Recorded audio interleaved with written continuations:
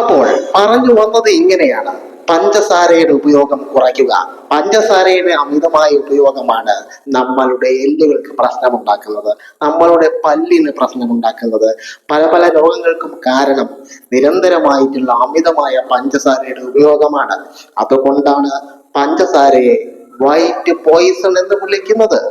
അപ്പോൾ ഇത്രയും നേരം ഞാനെടുത്ത പഞ്ചസാരയുടെ അപകടത്തെ പറ്റിയുള്ള ക്ലാസ് നിങ്ങൾക്ക് എല്ലാവർക്കും ഇഷ്ടമായി എന്ന് വിചാരിക്കുന്നു.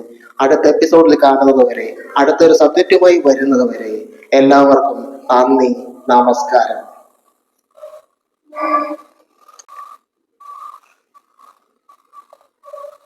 എടേ ചായ എടുത്തോ, ഇന്നത്തെ വീഡിയോ കഴിഞ്ഞു. പിന്നെ നമ്മളിവിടെ വാങ്ങി വെച്ചിരിക്കുന്ന പഞ്ചസാര എറുമ്പുകൾക്ക് കഴിക്കാനുള്ളതല്ല, ഇവിടുത്തെ മനുഷ്യന്മാർക്ക് കഴിക്കാനുള്ളതാണ്. അതുകൊണ്ട് ചായയില് പഞ്ചസാര നല്ലോണം കൂട്ടിയിട്ടോ.